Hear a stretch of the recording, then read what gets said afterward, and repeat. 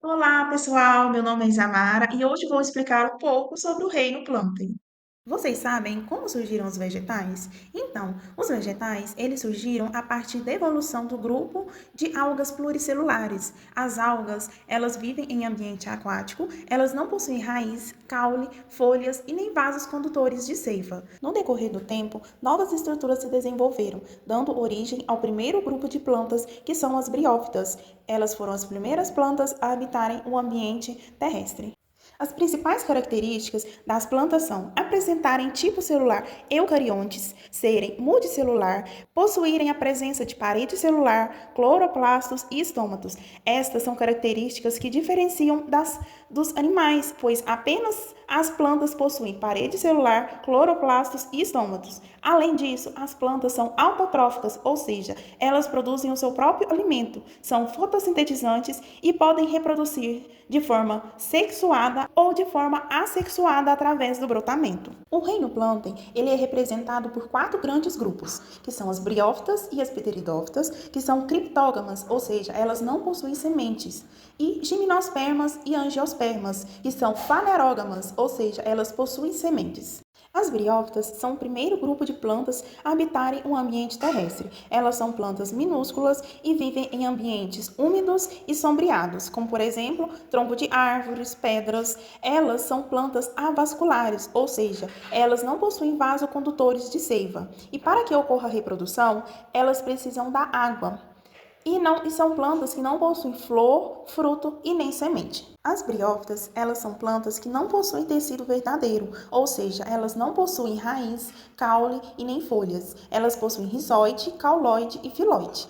Estas características vão formar o gametófito, que é a geração dominante das briófitas. O gametófito, ele é dioico, ou seja, uma plantinha é o gametófilo masculino e a outra plantinha é o gametófilo feminino. As briófitas também possuem uma estrutura chamada esporófito, que é composta pela haste, a cápsula e os esporos. Agora vou explicar para vocês como ocorre o ciclo de vida e a reprodução das briófitas. Aqui trouxe um exemplo de um musgo. Observem a estrutura do musgo. Ele possui o gametófilo, que é a estrutura dominante, e o esporófito. O esporófito, ele possui a cápsula, que abriga os esporos. Quando os esporos já estão maduros, a cápsula irá eclodir e os esporos irão, com a ajuda da água, os esporos vão cair no solo. Ao cair no solo úmido, eles vão germinar, dando origem a um gametófilo. Este gametófilo, ele se desenvolverá e dará origem a um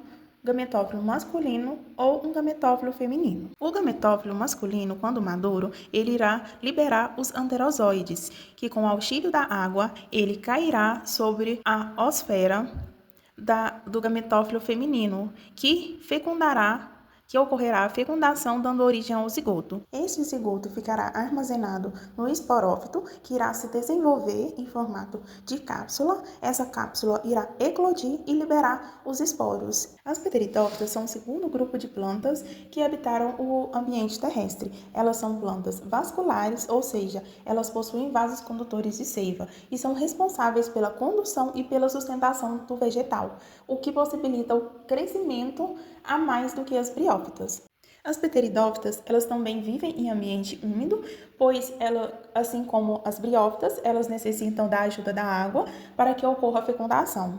Elas possuem o esporófito como uma característica dominante e elas não possuem semente, nem fruto, nem flores. Para facilitar o compreendimento da estrutura da pteridófita, eu trouxe uma representante, que é a samambaia, que é formada por raiz, o rizoma, que é como se fosse um caule, a folha, pequenos folíolos que compõem a folha, o báculo, que é a folha jovem, e também vocês já observaram que na base inferior da folha da samambaia possui pequenos pontinhos marrom? Então, esses pontinhos marrom são os soros, e dentro dos soros possui os esporos. Como ocorre o ciclo de vida das pteridófitas? As pteridófitas, como disse anteriormente, possuem o esporófito como geração dominante. Um exemplo, a samambaia, quando ela já está madura, ela possui vários pontinhos marrom na base inferior da folha. Esses pontinhos formam os soros. Dentro dos soros, possui os esporângios.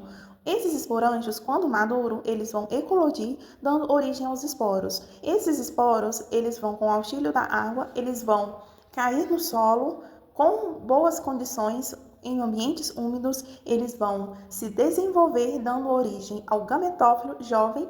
Este gametófilo, ele possuirá a estrutura reprodutiva feminina e masculina, onde os anterozoides eles cairão sobre a oosfera, onde ocorrerá a fecundação. Após a fecundação, dará origem ao zigoto. Esse zigoto ele irá se desenvolver, dando origem aos esporos, esporófito jovem, sobre o gametófilo. Ele irá se enraizar, desenvolver e dar uma origem a uma nova pteridófita que irá se desenvolver e o ciclo se repetirá sucessivamente. A nossa aula de hoje fica por aqui. Até a próxima!